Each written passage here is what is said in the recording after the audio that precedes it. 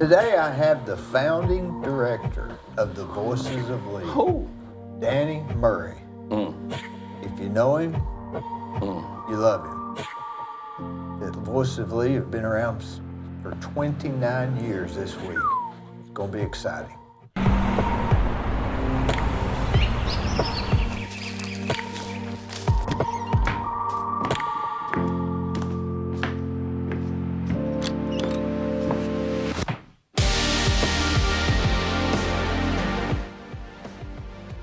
Danny, I ran across a CD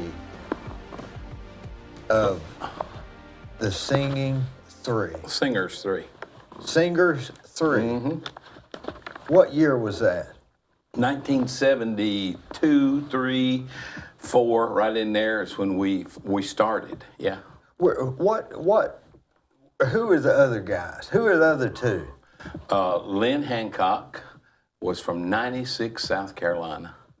96, is that a town? 96, South Carolina, yeah. That's the name of a town. Woman rode from, a little Indian woman rode from Greenville down in 96 miles, and they put a deal at 96.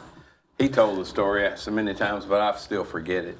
But Bob Laughlin was from Michigan, and he was the other member. We lost Lynn 2 years ago to cancer, and boy, we sure loved to sing together. Where did y'all meet? We met in the Lee Singers.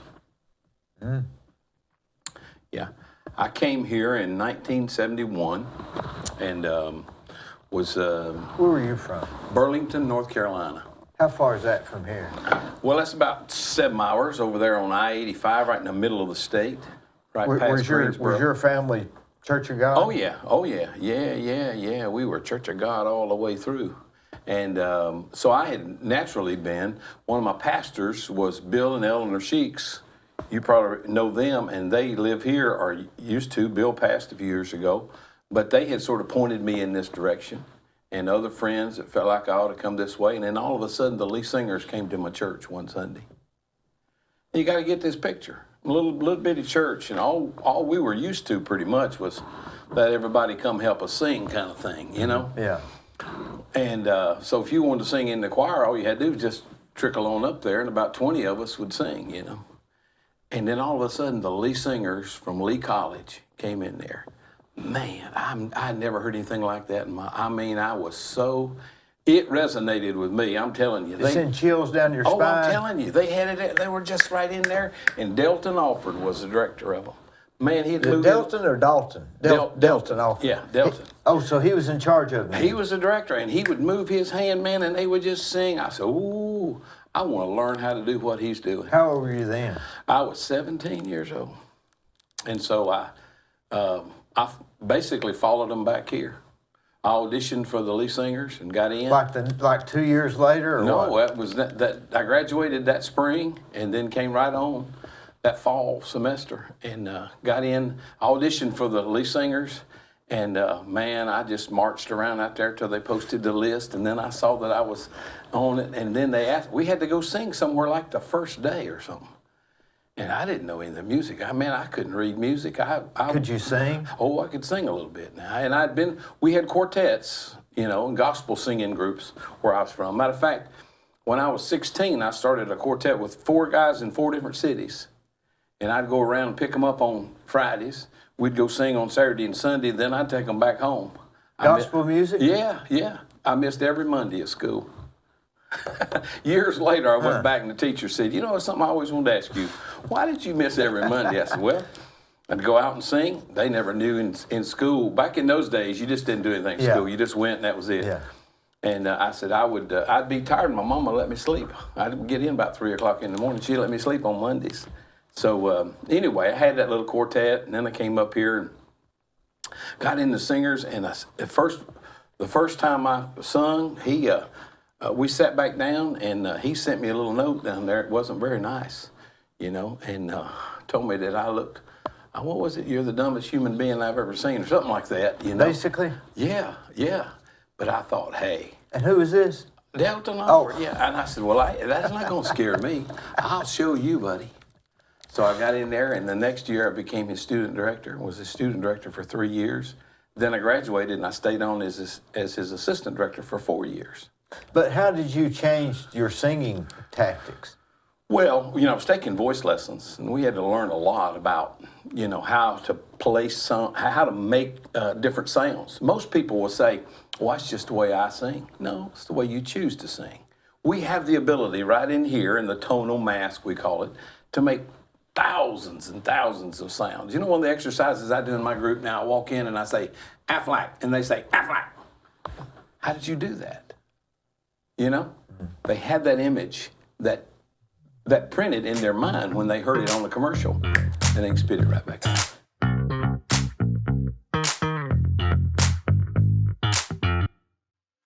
On the courthouse square at 30 2nd Street is the law firm of Logan Thompson Law. Since 1965, they have served the legal needs for the good citizens of Cleveland-Bradley County. If you've got a problem, they're no problem. Give them a call.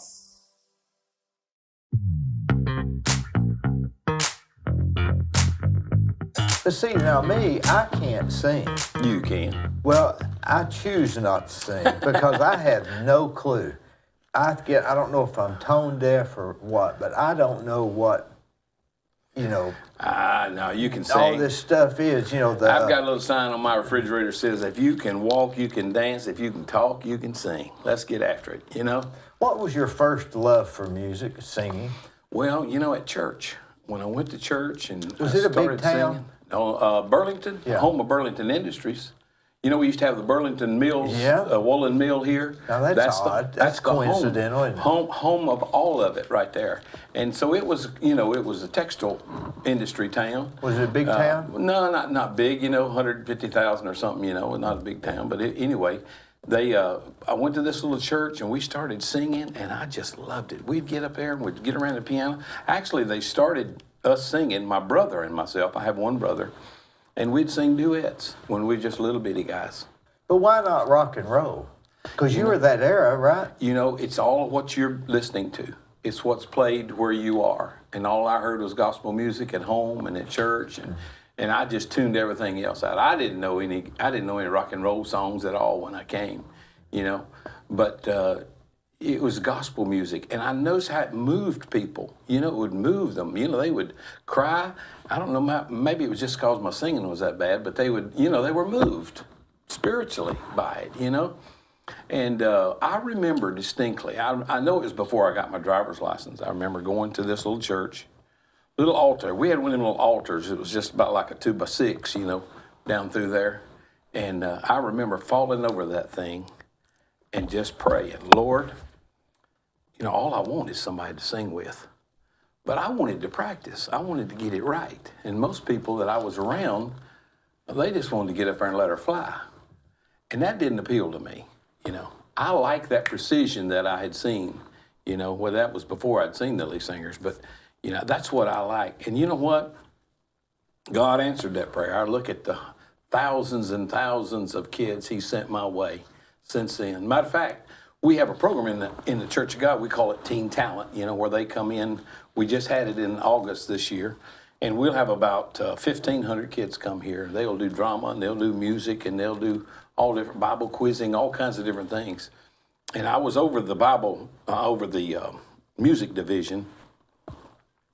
And one year I said, we're going to take all the winners, going to take you on tour. Going to take you to Florida and then come back up to Atlanta to the big Mount Perrin Church. I got it all worked out. Similar to what you were doing when you were 16, skipping school. Yeah. I just got them all together and we took off. Man, it was something else. We had the best time. So when we got finished in Tampa, we had to be in Atlanta the next morning to sing. So there was nothing to do but just hit the road and go. They just sleep on the bus. It wouldn't matter, I had 3 bus loads of them. The first bus was mine and I was driving it, and then I had 2 more. And so I'm coming up through there, man, I'm just getting it. And about the time I get to Atlanta, I look back in my rearview mirror and I see those other 2 buses full of kids. Guess what came to my mind? What? That prayer on that altar. All I want somebody to sing with. And boy, you had it. And he's saying, look here, the most talented kids in the Church of God, I've given them to you here. Isn't that something? How it all comes around. I came home to Lee, and Lee just changed my life. I couldn't leave. I met Debbie and the lead singers. Debbie Bilbo, it was her maiden name, and her daddy was a professor at Lee. And she'd pretty much grown up around there. So we were together in the Lee Singers. We got married 2 days after graduation. She went on to teach school, and I stayed there, and they hired me on the staff to recruit students and be the assistant director of the Lee Singers. After you'd been there 4 years? Yeah. 1975. You were not much, you were sort of a kid at that time. Oh, yeah. I came when I was 18, 19, So you were 20, 22. 21 actually, when I graduated. And so immediately they started to let us take small groups out of the Lee Singers, you know, because it's a big deal to get 50 of them all geared up out there. So we'd take small groups out. I'd do my schedule, and Dr. Alford approved all that, and we did. So we'd go out, and it was working good. And so I told them what I wanted to do was get my own group. I wanted my own group that would be kind of a hybrid, not just a music department group, but it would be a hybrid of admissions and public relations, you know. Well, can't afford that, and so Debbie and I got busy, and we wrote a proposal, got a Title III grant. We got a little money in there. They said, okay, you're on. So we started this group. So you got a grant for the school? Yeah. So we started this group, and we called this group Promise.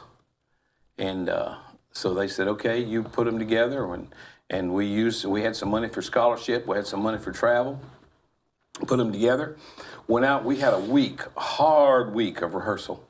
And our first appointment was in Alabama, Montgomery, Alabama. Well, he had to leave, you know, here at 4 o'clock in the morning, even gaining that hour to get down there. So we'd rehearsed, told everybody, now be ready to go in the morning. And so we got ready and left, and we was driving vans. We had 2 vans. I had a little equipment van behind me, and I had a 15-passenger van. We headed out, and it was so foggy, you could not see 50 feet in front of you. Headed down, got on I-59, and all of a sudden, the northbound traffic had been, because of construction, had been channeled to the southbound side. God, that's dangerous. So this guy, he comes over. He's also a student. Been out all night. I could say a lot more there, but I won't. But anyway, he's headed toward us 80 miles an hour in the dark, in the fog. This is our first trip. My group, this is my, you know. And so there were 2 motorcycles ahead of us, just barely going. We're running on 35, 40 miles an hour, just barely creeping along. The last thing I remember, the motorcycle on the left side, up in the air. And then he came in on me, head on.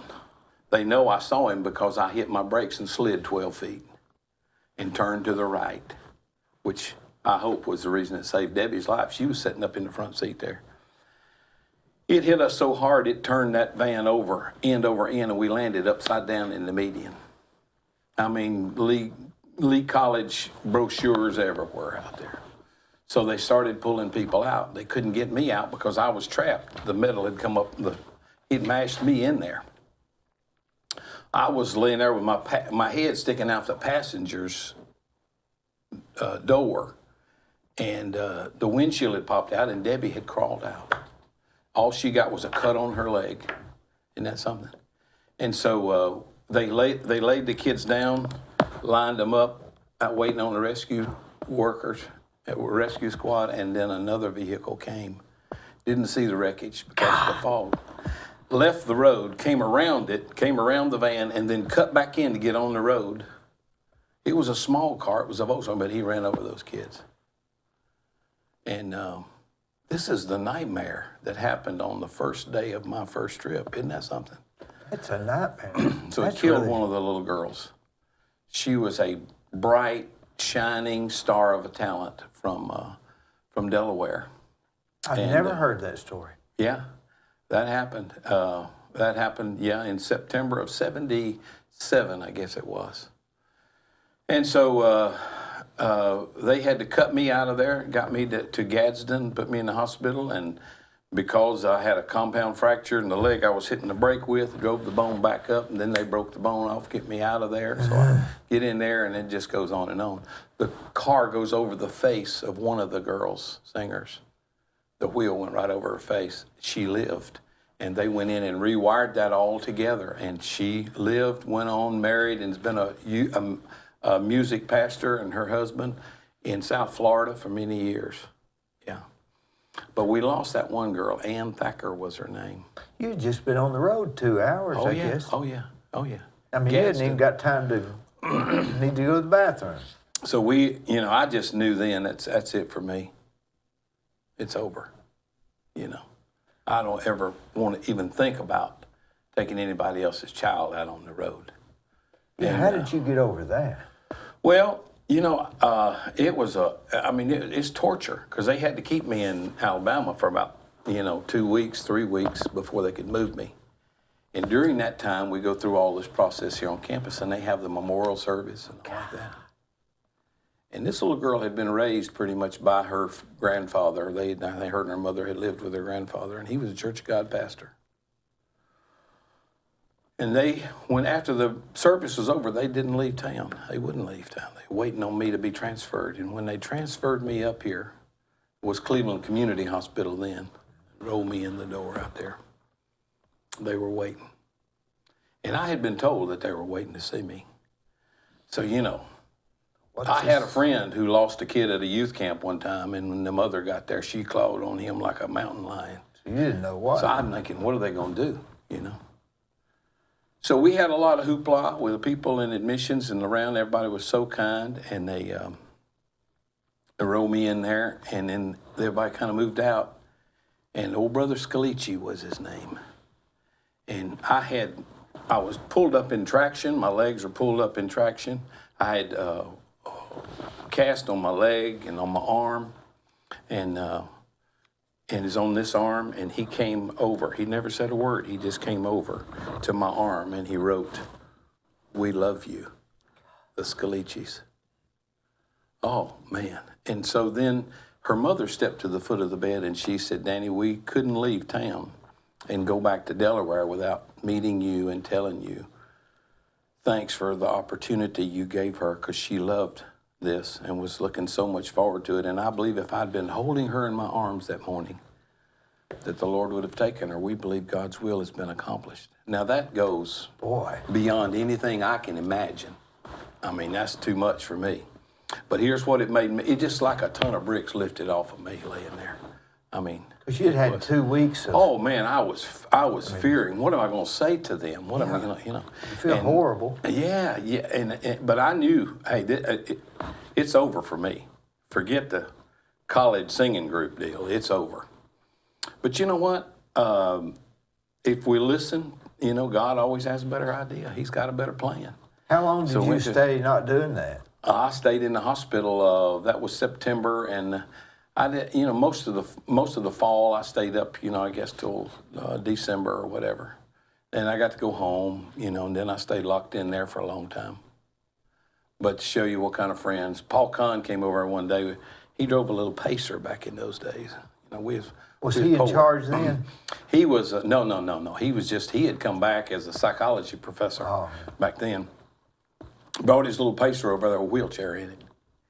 And he said, come up there and got me in that wheelchair and took me out there and put me in and took me over to Eastgate Mall, it was then, back Fort Flood, and rolled me around over there for 2 or 3 hours. And that's something. And people are just so wonderful, but I said, no, it's over. There's no way I don't want to be, ever responsible for anybody's child again. But I had signed a contract with Fort Benning, Georgia, to do a patriotic concert with this new group in February. And so you couldn't back out. So then I'm thinking, that's what I'll do. I'll just put together some kids. So, I just went on. I got up, I got to hobbling around. Next thing you know, here we go. And it really wasn't your fault. That could happen to anybody. No, yeah. And fog is hard to see. Yeah. But, you just think anytime you have somebody's most precious possession, their children, and something happens to them, you think. So, just went on, and then right after that, 1979, I left Lee, and I went across the street to North Cleveland Church of God. and became minister of music. And I was there 79 to 85. And in 1985, Paul Kahn got to be the vice president. And he said, Lamar Vest was the president. He said, I can hire one guy. And he said, I want you. Not because I had the skill, because he knew he could trust me and I'd work hard, and we had loyalty to each other, you know. So I did. I left North Cleveland, came back to Lee. And I'm thinking then, okay, it's going to work out now. Things going to work out, you know. My man here is getting in leadership, and we're going to, at least singers, that's what I've always wanted. I'm going to get that bit. No, wouldn't. Finally, he told me, you know, went on playing. And that's when I started that group, New Harvest. We did that for 15 years. Debbie and I both sang on that group. Most of our kids were born and raised on that bus. I'm telling you, it's unbelievable. Judy Jacobs, you know, and her husband, Jamie Tuttle, that have the great church over here, Dwelling Place. And then Jada Marcus, who left and started Rascal Flats. Mark Harris. She started Rascal Flats? Jay DeMarcus did. Yeah, he's the one who started Rascal Flats. And they had that whole deal. Matter of fact, when they sold 15 million records, they sent me a thing of the record company did, you know, because he always included me in their celebrations. And so hundreds of these kids came through that program. Well, the guy with another country group, I don't know, just on and on. Disney World, a lot of singers there, a lot of them all around. You know, and I can't take credit for any of them. But you hope during that time, you know, you just get to plant a few seeds and teach a few things that will be remembered.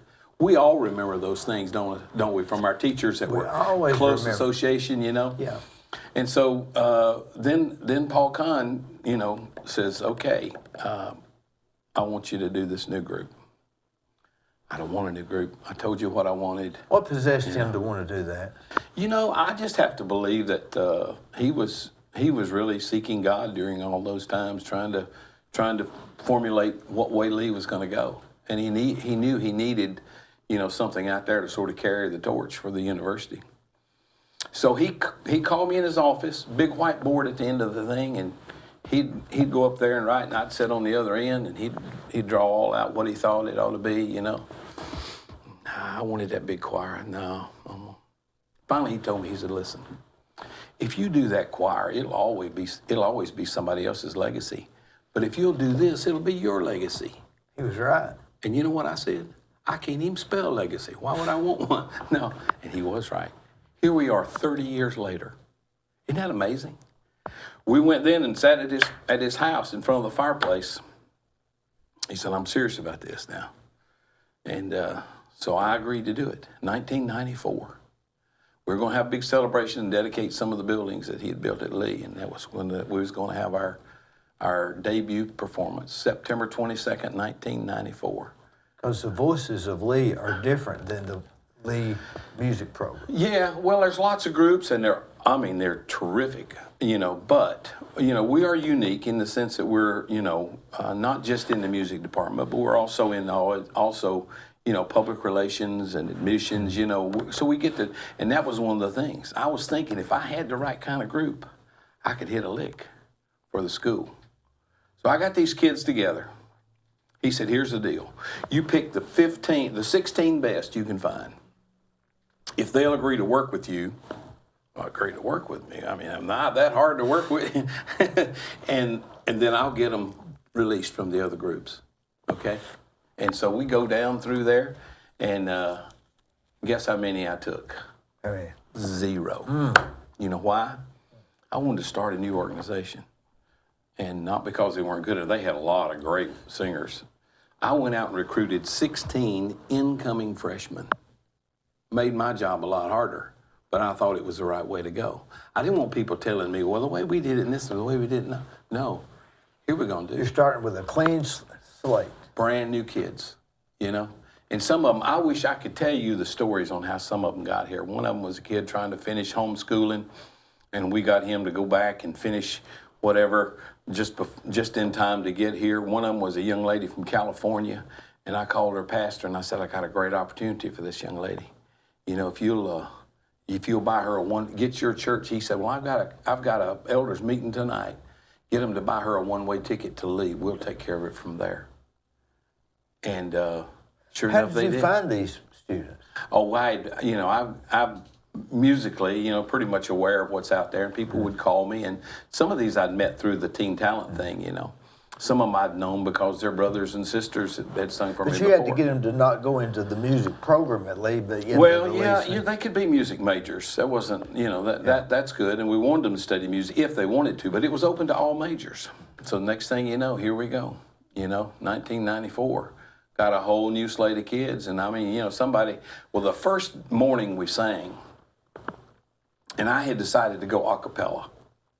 Now, why did I do that? Well, I listened to everything, and I always tell people, if you want to find me, look where everybody else is not.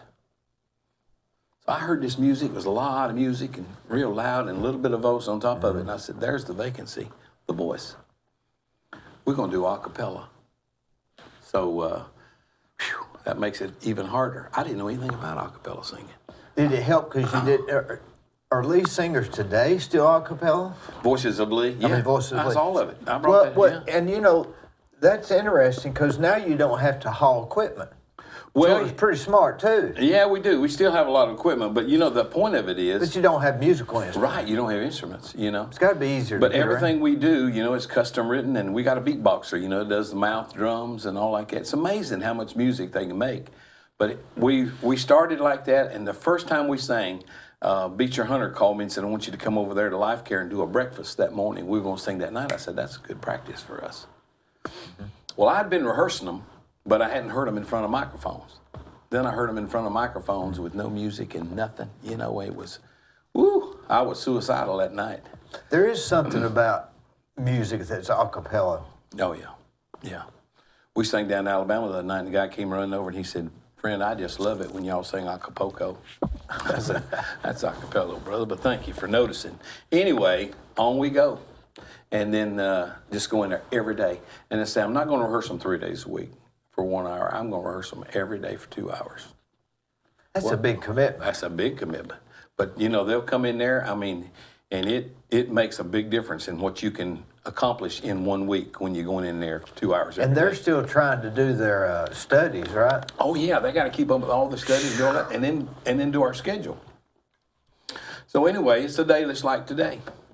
All of a sudden, we go on, on. We get to do a lot of fun things. And then here comes 2009, a day just like today. Telephone rings, I pick it up. It's the NBC Talent Division. We're going to do a new show for a cappella singers. It's going to be a competition called the Sing Off. And we want to know if you're interested in being on it. And I said, well, yeah, I'm interested, but I don't want to be like, American Idol where you go sit in some arena, hope they'll call you a number. Oh, no. They said, we know who you are. We know what you do. I said, well, you sure this is not the IRS? Yeah. No, they said, yeah, we already have you picked. We've got 8 groups already picked. Here's what you got to do. You go to Atlanta, sing for the executive producers, and you're on the show. So we did, and we were. The day after Thanksgiving, they flew us all to Seems like I remember Hollywood. that. That was a big deal, wasn't it? Oh, it was a big deal. We were on 8 hours of prime time television. The computer lit up like a Christmas tree. People Googling in Lee University and going to our website. It was unbelievable. That's the first international, we'd traveled internationally, but the first international exposure we'd ever had. You were sort of doing what Dalton Alford did at your church that night when he came. Right. Because that promoted Lee. Because I told them, you sing good enough, you can't hide. And people knew. People knew what we were doing. They knew about us. We were a feeder program to the Voices of Liberty down at Disney World. Our kids would graduate and go there. And we got a lot of kids that went to Nashville, so a lot of people knew about us, What's in Nashville? Well, all the music production and all the you recording mean- and all that stuff going on. We got a lot of kids that work in that and sing, and they're studio singers and players, and so. Not just gospel music. Right. Anything that comes by, they can sing it. So they knew the kind of training they were getting here. So they were, they were buying into it. So we went through that. We ended up second runner-up, third place. But it was the greatest thing ever for us. And then you would not believe the mail, the emails, and what exposure that was for us at Lee. And we saw a big influx. We started seeing the influx for students, coming from all over places that we weren't used to getting students, like California and stuff. I know a lot of people that came here just for that. Yeah. And so that was what I had always prayed and hoped for. I want to hit a big lick. That was your ministry. Mm-hmm. And you know what? I'm not finished, because that's what I'm looking for this year. I still believe if I work hard enough and these kids do what they're supposed to do and the hand of God is upon us and he's ordering our steps, we're going to hit a big lick. I don't think we've hit the biggest one yet. That's the fuel that keeps me going. And what have we done? Well, we got to go to the White House and sing.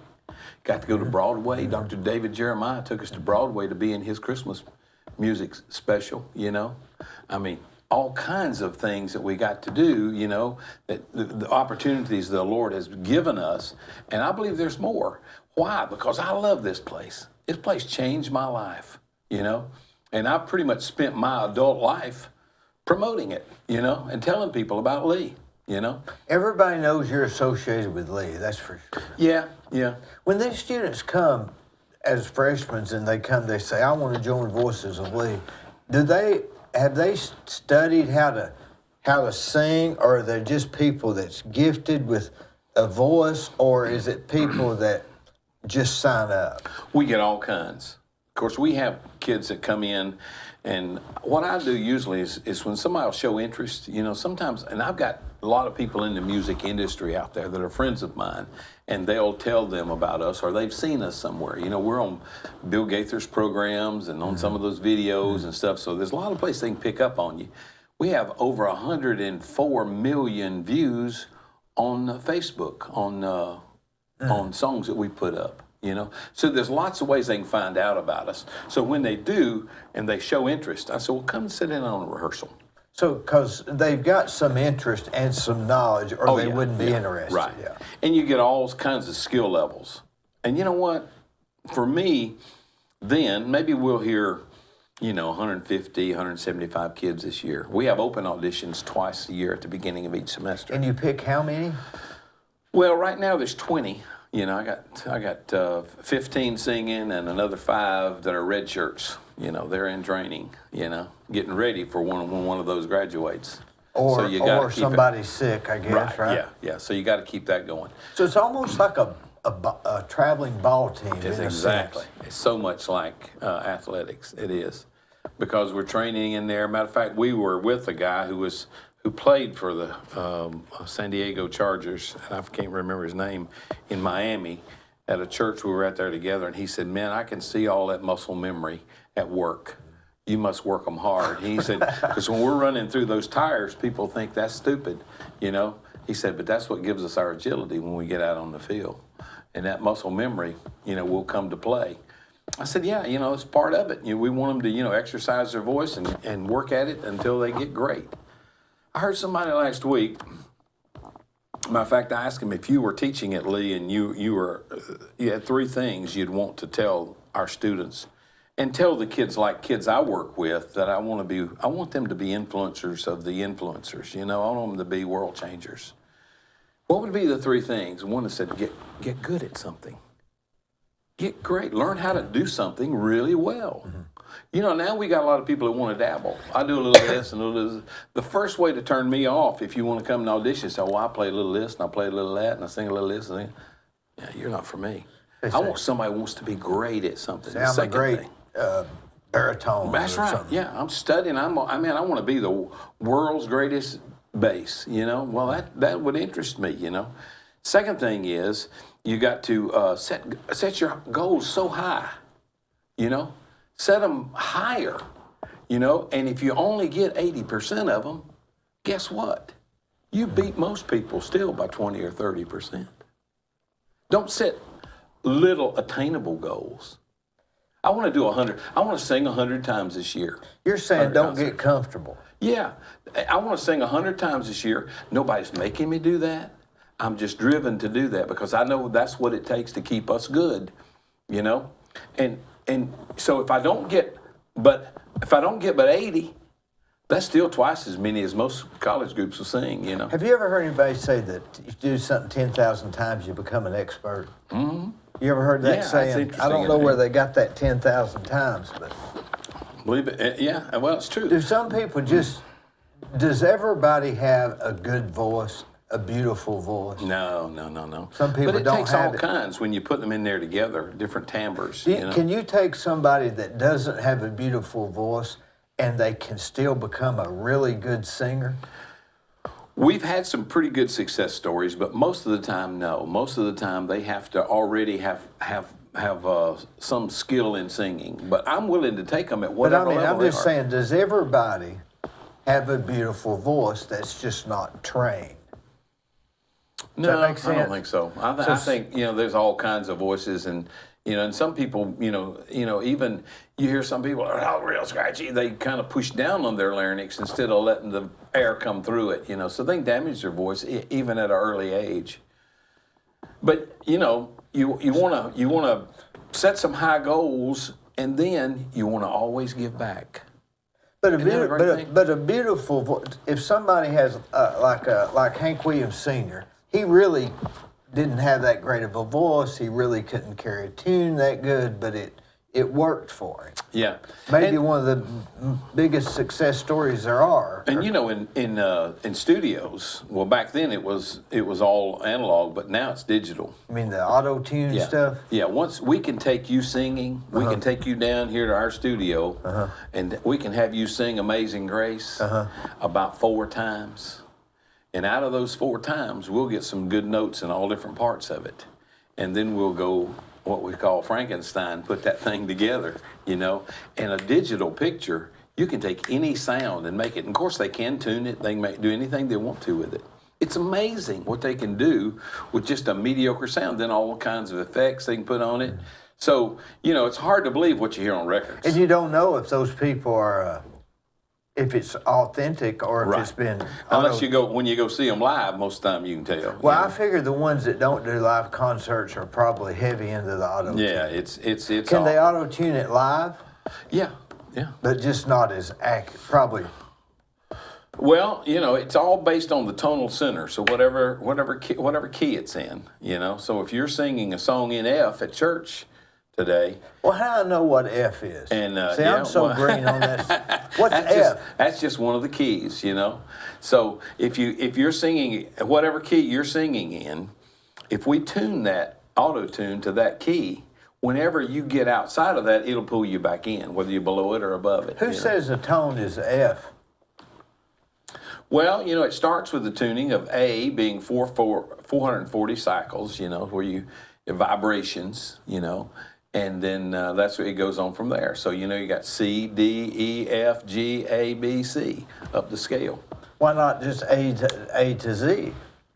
I don't know. I wasn't there that day when they decided that. That's all over my head. Hey, yeah. Is that what they teach you in music school? That stuff? Yeah, of like course. the history of the A, B, and C? Oh, yeah. And What of course, about the fa sol la? The shape notes is what we had, what we grew up around the church on. A lot of us did years back. You mean the hymnals? Hymnals, because it was shape notes, Yeah, how do you read that? I got that in church, and I think, man, how they know what?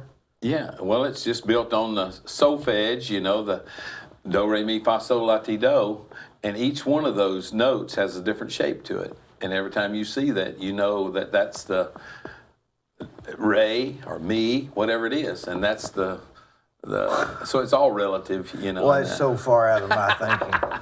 Yeah, but Isn't what if that we had to read this? I could read that. See, if we had to read this schematic right here, See, I where could would I read that. start? I'd have these doors swinging the other way and everything going the wrong way. So you're probably on some stuff. You ever wonder what stuff we're just totally ignorant on that other people just get it like that? Like singing, you get it, I don't. Yeah. Well, there's a lot of it. That's why the Lord puts us all in different paths, isn't it? We have to. And He puts us in a lane and says, you run here, You ever wonder if maybe there's something we're even better at, but we just hadn't run into it yet? We hadn't tried, maybe it's Sure. tennis or badminton or ping pong or... You know what I wanted to be when I was growing up? What's that? Auctioneer. Hey, boys, hi, mumbly, mumbly, dad. Well, that's sort of using the voice. Yeah, that's what I wanted to be. Did you know an entertaining auctioneer will make you stay longer and pay more than you ever thought you would, right? Yeah, and if he's got a buddy in the crowd, you won't know what's going on. You have that light fixture bidding against you. But I love that. My daddy was kind of a horse trader, and he'd take me to these sales. I love auctioneers. Did he go to horse auctions? Yeah. Oh, yeah. Yeah. I've noticed that a horse auctioneer is a little bit different than a land auctioneer. Yeah. Yeah, but the car is the one. Those boys that do the cars, oh, man, it's fast. It's the fastest, yeah. What's the point in being fast like that, I wonder? Get the cars through there, So many in an hour. It's all on time, You got people standing there ready to buy, and you got to get them through there. Did your brother come to Lee? No, too? he didn't. He stayed and went to a community college, and he took 2 or 3 different things, and then he came here at one time and drove a truck for Lou Winters. He and his wife drove cross country. You remember Lou? Mm-hmm. And then he moved to Mobile and worked for a group down there for him. You might have heard of them. They were really, popular back in the 90s and stuff. It was 4 guys, and so he drove and took care of their bus, and so he's retired now. But yeah, we used to sing together in church, and is he a good singer too? Yeah, he's a good harmonizer.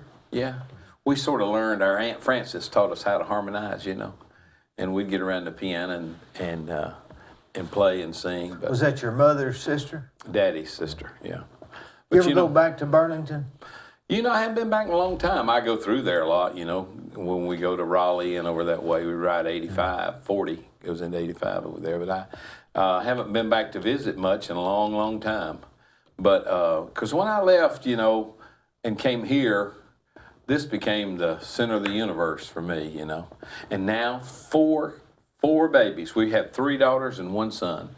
And they all went to Lee, graduated, and gave us 11 grandbabies.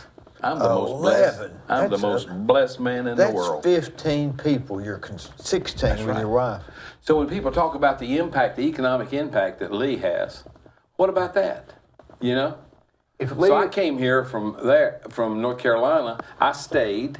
I married a local girl. Debbie was the homecoming queen at Cleveland High School back in 1971.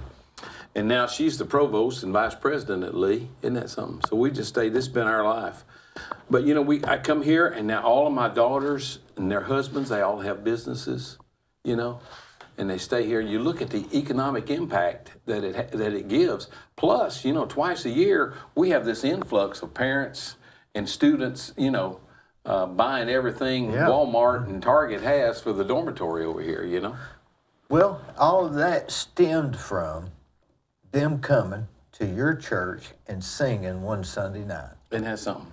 And I can't take credit for all that. I tell you, the guy who revolutionized it over there was Paul Kahn. But what I'm saying is, what would have happened if they hadn't have come? Yeah, who knows?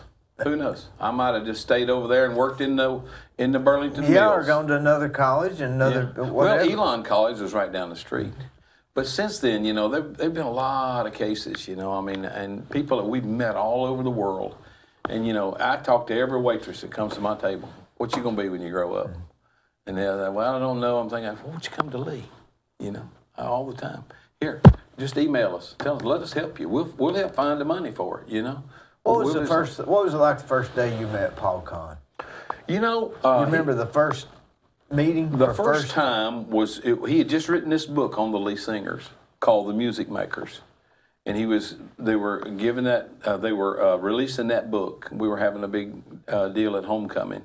And I remembered then, and I remembered then that I was I was taken by him, how quick he was and how smart he was. And, then I never went to his class. I wasn't a good student, so if I had gone to his class, he probably wouldn't have liked me. But he saw I was kind of a class clown, I was running around trying to make everybody laugh. And so he pulled me out, and he had me do a couple of things before we really knew each other. He had me, the Parade of Favorites, they have over there, he had me MC that and do some things. How much older is he than you? Well, he's what now, 78? Seven. And here I am, 47. That's right. So that's, no. I'm 70. I just turned 70. Is that right? Turned 70 in July. You got nice hair. Well, thank you. I wished I had, if I had your hair and you had my face, we'd have something. I bought that up in Knoxville at that hair. No. But,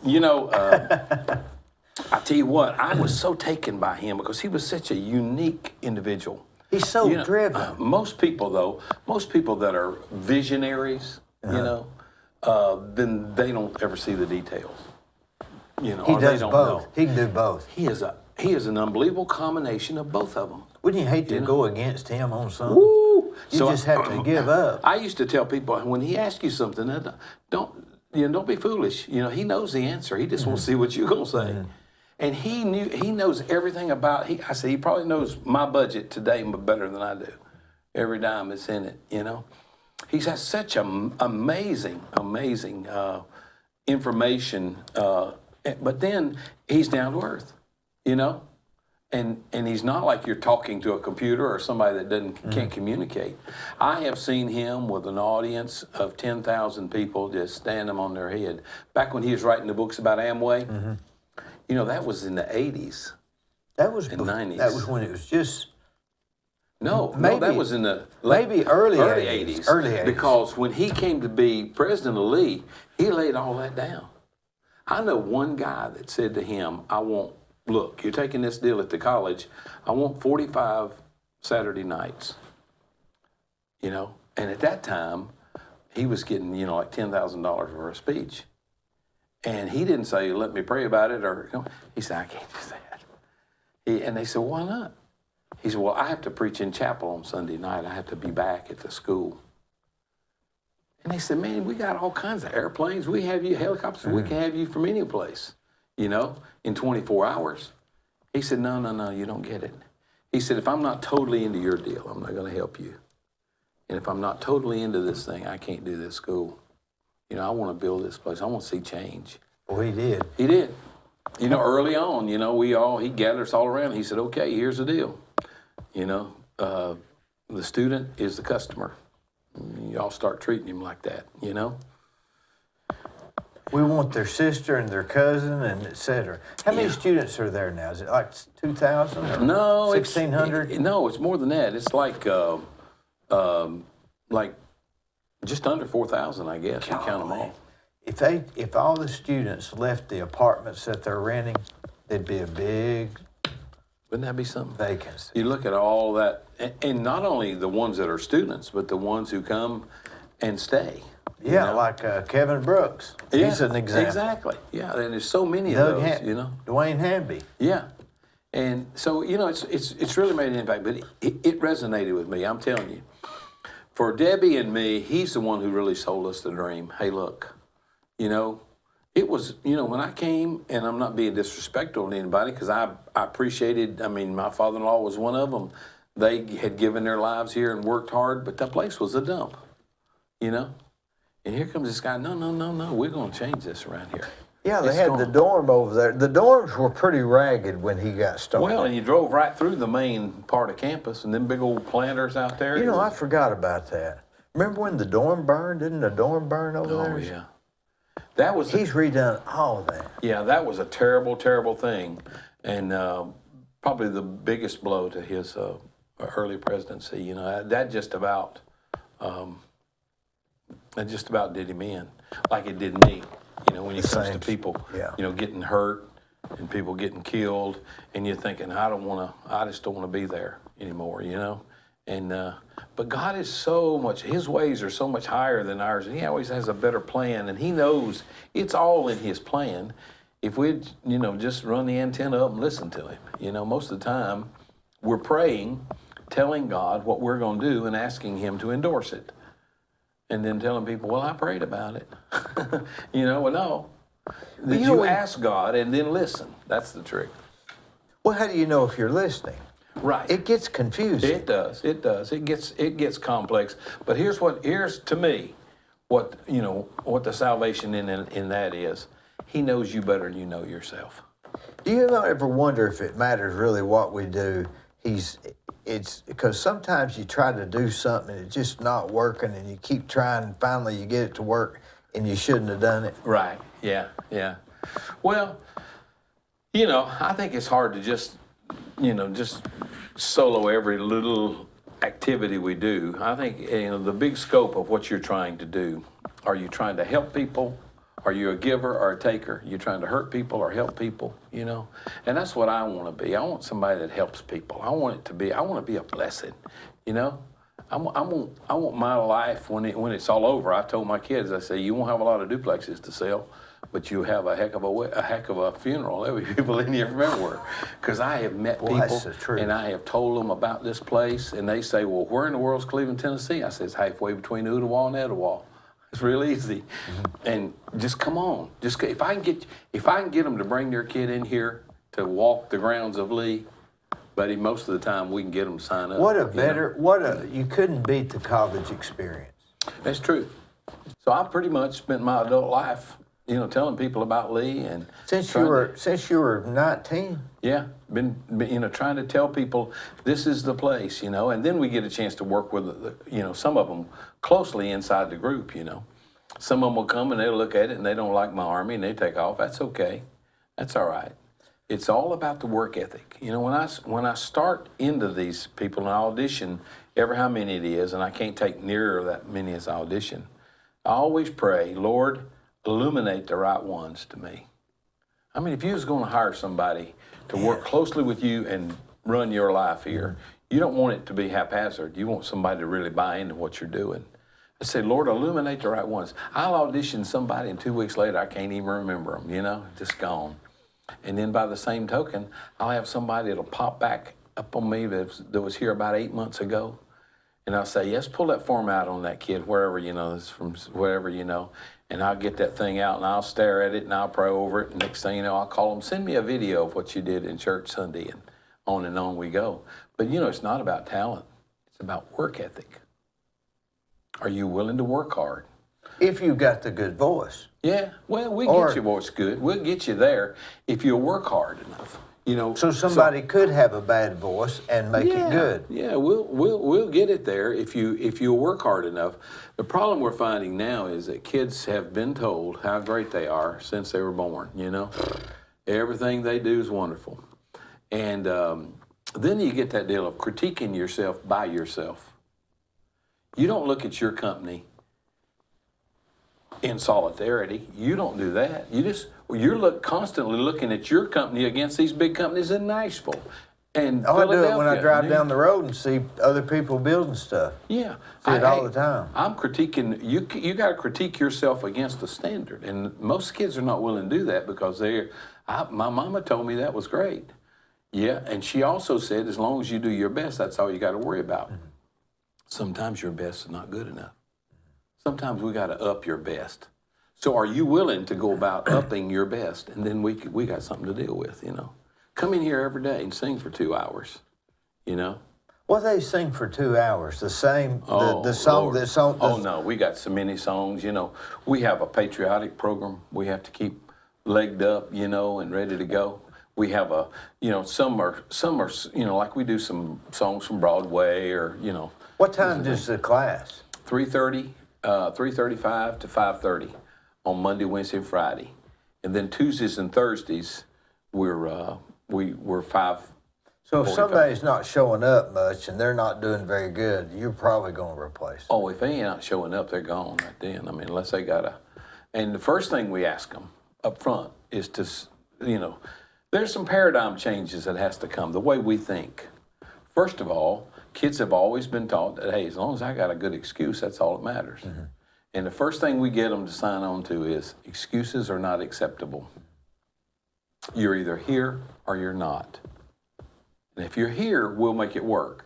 But if you're not, it's no way, you know? So you look at these coaches, you know? Mm-hmm. So what if you're playing football down in Alabama and you just didn't feel like going to practice today?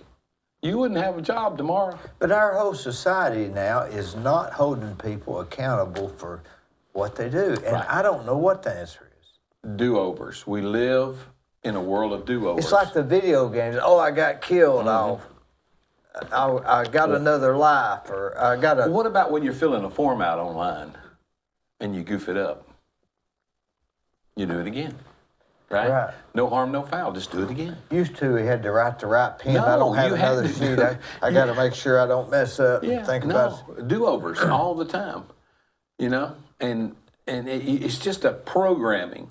And, we got so many paradigms that like people who grow up singing in church, it's kind of like, well, if it's soft and it's slow, then that doesn't take much energy. But if it's high and if it's fast and loud, that takes a lot of energy.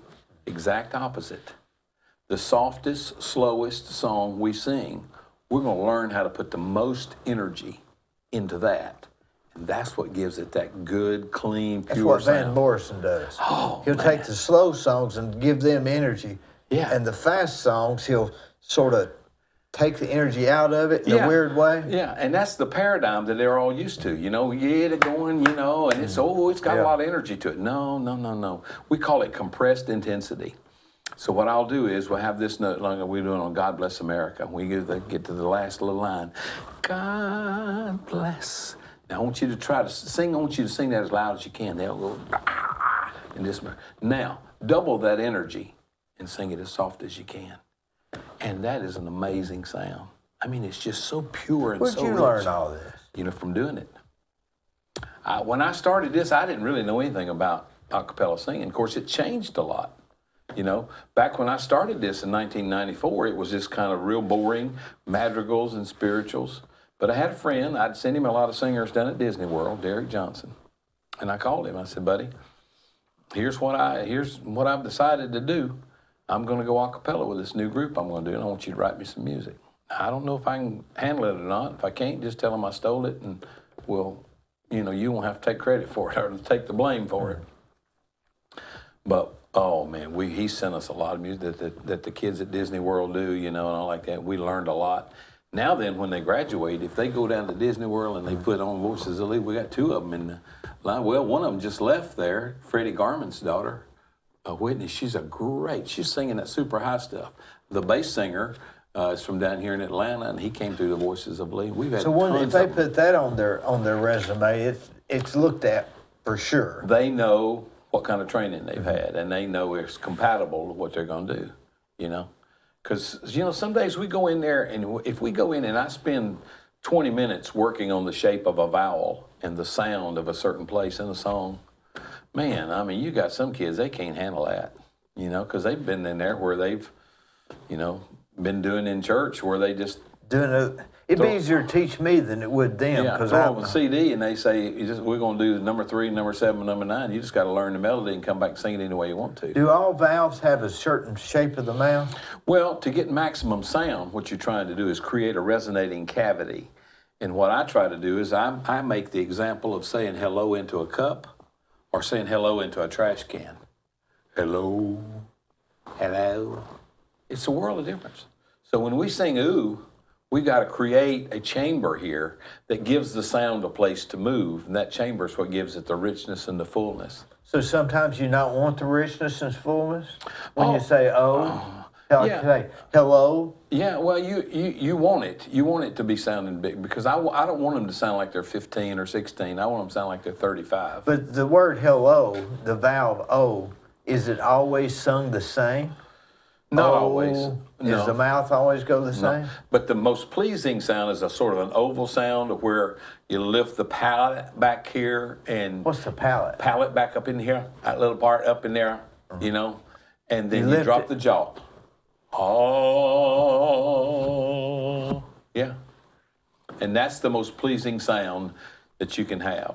But what you're trying to do is keep them away from going ee, where the sound goes sideways and it gets a little thin. Oh, man, we have a ball in there every day. Do you see some of these rock stars sing and you say, now they've been trained? Oh, yeah. Could you see the way the mouth moves? And, it's just different, whatever song they're doing. And some of these country singers or whatever, it depends on the style, what you want to do. Like that guy, rich man north of Richmond. Oh, yeah. Oh, he's like millions and millions of views. I don't know if he had any singing lessons, but it works for him. Yeah, he's got... what he's got is, of course, he's a big stature. It's about 6'7", isn't he? Is he that big? Yeah, he's a big, tall guy. And What's he got? yeah, charisma, natural charisma. But he's just hit a nerve with the message here. And charisma. Yeah, and it all worked together. But what people ought to be saying is politicians ought to be looking at that and saying, hey, we ought to listen to this guy. You know, he's saying, he's hitting a nerve. He's having big crowds everywhere he's going, and people are saying, yeah, that's what I wanted to say. He was on Joe Rogan. Really? Yeah. I mean, that's a big deal. Yeah. Well, they say now he's moved. He was going to be at Cotton Eye Joe's, and then he's going to be at Sevierville Center. Now they saying he's going to be at Smoky Mountain Stadium. That's what they said, yeah. Yeah. Well, he's really hit. Yeah. What, about 4 weeks ago, he was a nobody? Oh, yeah. A nobody. Yeah.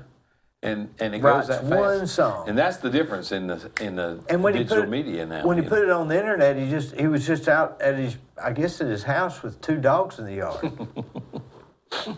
Yeah. Oh, I'm telling you, though, he hit the nerve, didn't he? He did. And people everywhere, you know. And that's the way it is, you know, songs that touch people. The biggest song we had was that song we did in the chapel over here. What a Beautiful Name, worship song. And, you know, most people, you know, they draw out these sketches on exactly what frame this is going to be and all like that. I just went and got a couple of guys with cameras and said, come on.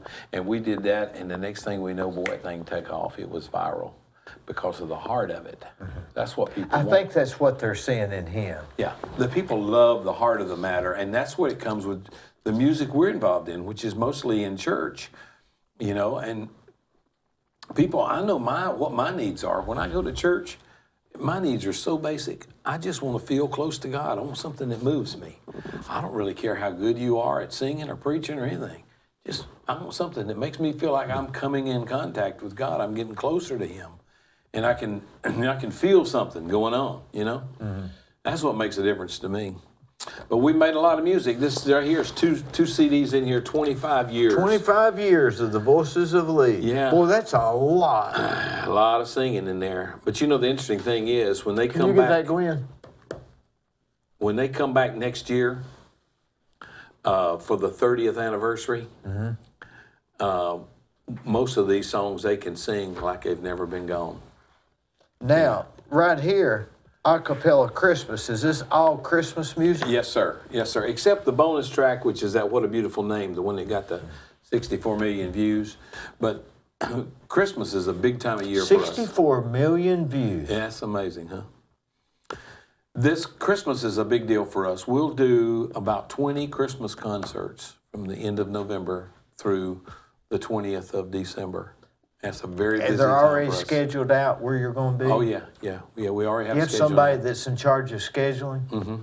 Is it a student or is it? No, my assistant, Victoria Eachus. She does that. Well, that's a job, isn't it? No, yeah, because you got to go in with all these people. We're going to do a concert at the Museum of the Bible this year again. Where's that at? That's in Washington, D.C., and that's a beautiful, beautiful place. And the venue they have to sing is just unbelievable. And then on December the 5th, which is a Tuesday, we will come home and we'll do Home for Christmas, which will be our in-town concert, a gift to the community. And that'll be December 5th on a Tuesday night at Pangle Hall. Is this a new thing? No, we usually do it every year. We didn't during COVID, of course. What they stand on the stairway or something? No, they stand around. They take the stage out there. We have it. It's beautifully decorated. Oh, and that's lit. right. Yeah. So they take it's the like stage opposite, like they have a graduation? No, Pangle Hall. You know, Oh, the old okay. First Baptist Church. Oh, I see. Yeah, and I'm it's thinking the bell tower. And it's a beautiful. It's a beautiful time. Eventbrite is the Eventbrite.com. They have tickets, and you can go there and get your tickets, and then we'll. It's free, but all you have to do is get a ticket. So they know there's enough seats. Yeah. And if we have to do 2 shows, we will. It's And all of this started from the Singers 3. Get this, Gwen. Yeah.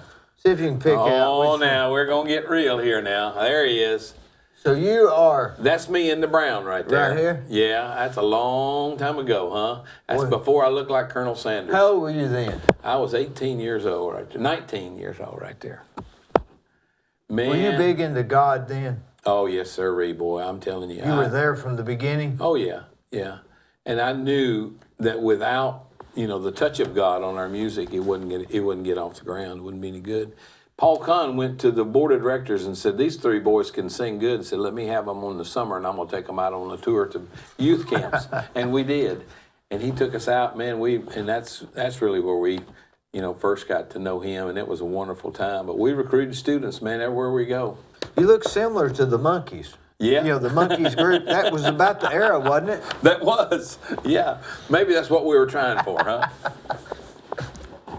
Now, when was the first day you said, you know what, I'm going to stay in Cleveland? Was it in that 4 years that you were working at Lee after you'd graduated? Well, you just keep falling forward. And I knew, right after graduation, Debbie and I got married, and we were right here in Cleveland, and she was teaching public school, but she was working on her master's to come back and teach at Lee. So, it just seemed like it just kind of funneled into the right thing, And I didn't really, I had some good job offers my senior year before I graduated, but I just couldn't think of leaving here. I couldn't. Yeah, it was just too. Is your too father good. and mother still? Are they passed on? They have. I brought both of them here. They both came here. Oh. My father came, and we had him for about 7 years. He had dementia, Alzheimer's, and so I brought him here from North Carolina, and I'd take him with us on the bus. When I didn't have a place for him. That's before we put him into a 24-hour care. Yeah. And so I just put him on the bus, and the kids would just have a ball with him. He'd do good as long as we were leaving, but when we'd turn around and come back, he thought we were still going, and he'd go over and give the bus driver a hard time. But what's a terrible disease? Oh man, it's spooky. It's so spooky, and just pray that God will give us a cure. Are people getting that because they're living longer? I often think that, you remember when we used to hear, when we was kids, we hear people died of hardening of the arteries. Yeah, I remember that. Yeah. Whatever happened to that? You don't hear it anymore because I guess that's another way of saying dementia. Now they've divided it up into these categories, I guess. Yeah. So it is. It's a spooky disease, but... Do you go into the office every day at Lee? Yeah, I had to go to the studio down... It's not like a real office like... Oh, yeah. I mean, or is it? Oh, yeah. It's real. So it's real business. Yeah. You got the computer and phone and everything, and you got to go, So what you got to do is work out all these logistics and what you're going to do, manage these kids, and all that.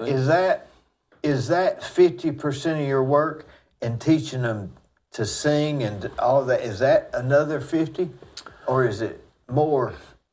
The logistics are getting tougher for me. I don't know if it's more time or not, but these 20 Christmas concerts, working out all that. We're going out to San Diego to Dr. Jeremiah's church, Shadow Mountain. We fly that. We go to Austin, Texas, out there with Randy Phillips, and all these places. And so, be in this town today, and then how are you going to get back and make your schedule? And the bus is going to meet us in Raleigh because we're going to be in North Carolina for 4 days, and then, And at some point, we need to practice singing.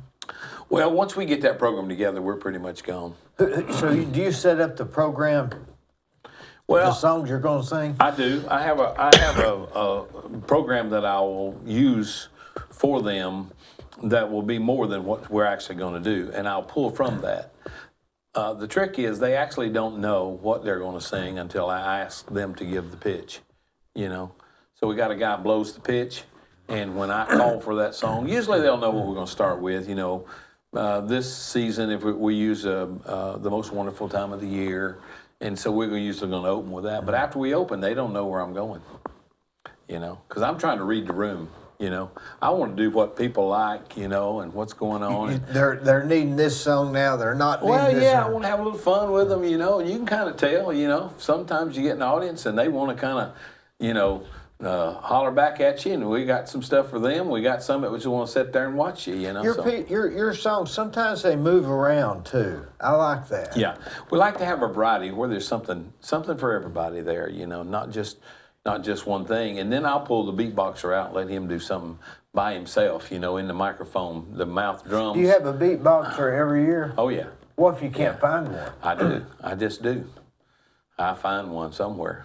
I'm going to find them if they're... Do they sing too or just beatbox? Well, they have to, yeah. They're not really serious vocalists, but they have a microphone, and when we're doing a vocal orchestra song that doesn't require a beatboxer, then they sing along. But yeah, I'm going to find me one somewhere, The one I got right now came from Minot, North Dakota. Minot, North Dakota. He'd never seen the ground before. All he ever seen was snow.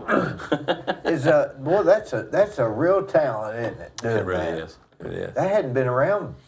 Well, that really, contemporary a cappella really came to be at the sing-off, is where it really got its What do you launch. mean contemporary a cappella? Contemporary a cappella, rather than everybody just sort of singing all the same rhythms and parts all along, nice, flowy, madrigal, spiritual kind of a thing, the bass usually has got a separate line where he's imitating a bass guitar. And the beatboxer's doing his thing, and then you got several other different layers of singers. So I'll have a 4-part thing, and then maybe a trio on above that or a solo above that. And then sometimes you have somebody that's mimicking guitar sounds back in there. So it's a pretty complex deal. Do you ever just sing from the old hymnals?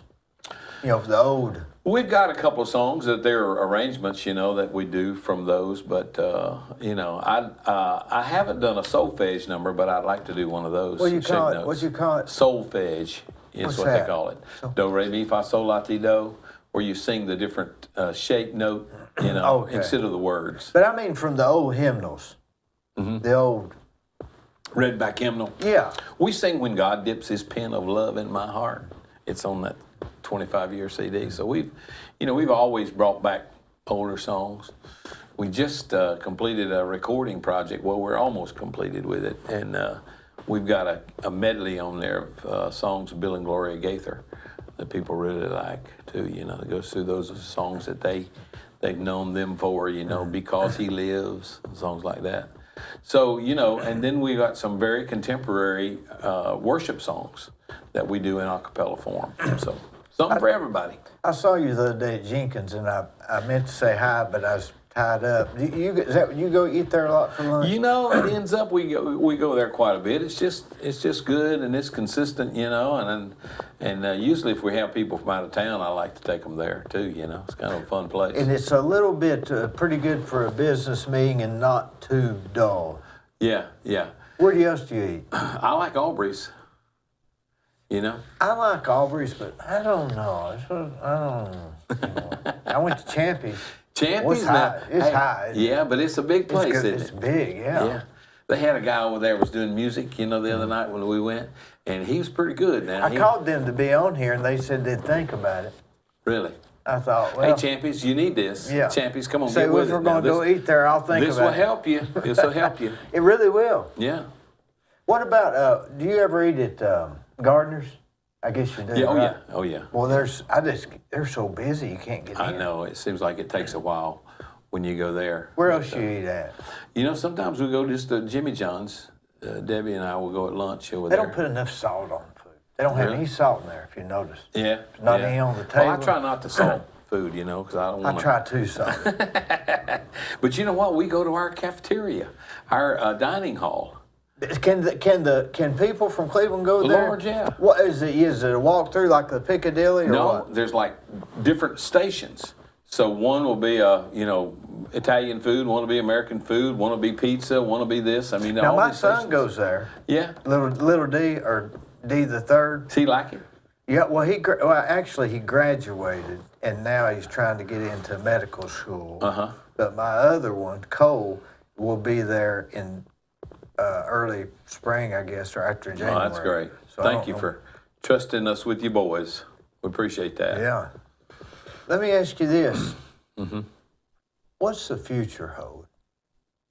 Are you going to keep pressing forward? Are you going to take no prisoner attitude? Well, or are you going to land this thing? When we go back to what we were talking about a while ago, God's always got a better idea. And I figure He started this thing. I had to be kind of bumper card into it, because I had a different plan. And he got me on this path, and it's been good, and I believe we've been effective, and I believe we're still effective. And here's my deal. As long as I have kids continuing to come, wanting to learn what I'm teaching, and as long as I have churches and conventions and different people that want us to come, you know, invitations to go sing, that's to me the answer, you know. When the brook dries up, I'll be out on the farm. I love horses. I'll be out there fooling with the horses, you know. But right now, I think it's God's call, and he'll just, you know, he'll just. So you're going with the flow? I'm going with the flow, and when the brook dries up, I'll go to the house. I don't have any problem with it at all. I don't want to stay too long, but you know, I tell you what, I think right now I'm doing some of my best teaching because it's based on experience. What else would you do with your day? Oh, I know. I would be. You really like horses? I'd be a nervous wreck. You really like horses? Oh, man, I do. I went out to Tri-State last night for their yearly therapeutic riding banquet. Yeah. It was, boy, those horses, what is it that, what's the science behind horses being therapeutic? You know, there's something about a person, they're either a horse person or not. If you like a horse, and you like being around horses, it's just kind of a natural, organic thing. Nothing relaxes me. Nothing clears my head like being around a horse. I don't have to ride him. I can go brush him, just be around him. Feed him, maybe, throw him some hay. Just be around him. That clears my mind better than anything. Now, everybody's got something like that. It might be golf, you know, for some people, maybe some. No, I think a horse it goes beyond that. There's something settling there's about something about that. Yeah, and you see that program they've got out there, and boy, it's a good program. It is. Yeah, I was on the board help in the early stages of that. Oh, with Max? Yeah, I sure was. And that program has grown to where it's helped so many people, man. I mean, you know, and watch these kids, and they can express themselves there where they can't anyplace else. And there's no science behind it other than it does work. It does. Well, you know, they're doing that with music therapy now. You know, a lot of people doing music I've therapy. always believed that. Mm-hmm. You know, people that have the terrible disease we were talking about, Alzheimer's, you ever notice those people that have played music and they don't forget their music? They forget everything else. Mm-hmm. Do you ever see that special on Glenn Campbell? Oh, yeah. He could still play, but he didn't know his name. Oh, yeah, he didn't know what was around him. But all his guitar solos, he remembered them just to every note. You know, they had to put everything out on the screen for him, you know. But when it came to his guitar notes, he could, you know, he'd just play. And many people we've seen around churches, same kind of thing. You know, they played the piano at church, you know, and they could not, they even had the dementia to the point they lost their language. But, buddy, you could say, play I'll Fly Away, and they'd just take off, you know. It's amazing, isn't it? You know, what's amazing is you making this a cappella and you're going around getting all these invitations.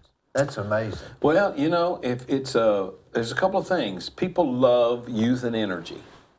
That's why I love college age, or I would have a professional group. So the last thing I could ever think of wanting is a college choir, but I want a group of college-aged people that can sing and act like professionals. We got a saying over there at rehearsal. We say, you know, amateurs practice till they get it right. Professionals practice till they can't get it wrong. And it makes a difference when you really set the standard a little higher. Now, you know, you're going to have some that are just going to feel like that's unfair, it's too much, and they'll move on. That's no harm, no foul. You know, that don't mean they won't be effective in their area of life and whatever.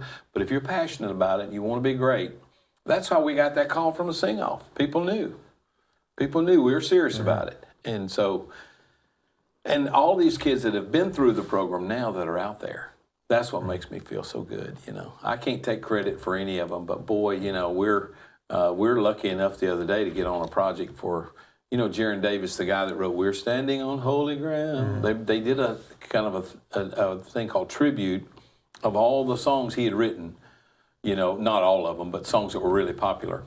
And our alum who was in the Voices, Bradley Knight, who's you know, probably arranged more choral music than anybody out there. He asked us if we'd do this a cappella arrangement on this song, Peace Speaker. And we did, and that whole project, we just got one song on it, but that whole project has received a nomination for a Dove Award. And one of our recent graduates, Phil Nitz, has a project also that has received a Dove nomination. It just makes me feel so good that these kids are going on. You know, it's one thing to have an experience in college and look back and just kind of freeze that and say, boy, that was great. But no, that was my launching pad, and I've used that to go on and do something great myself. That's what we want to see.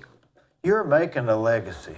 Voices of Lee is a really big deal. You know, somebody that was in your first class would be about 57 now. Is that right? Yeah. I have my first second-generation student. Golly. Her father was in, not the beginning group, but he came the second year. Her uncle was in the first group.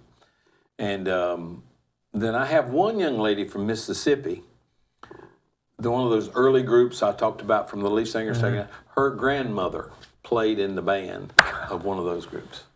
Man, I don't think I can hardly get up. Well, if that don't make you feel old. That's right. But we're not old. We're not old. Hey, you know, it's all about falling forward. Just keep on keeping on. That's what I want to do. I want to be effective. I want to do something great for God and something great for Lee. And I believe the Lord is going to help me. He's obviously helped you. Thank you, friend. Thank you, buddy. Great to be with you. Thanks for this.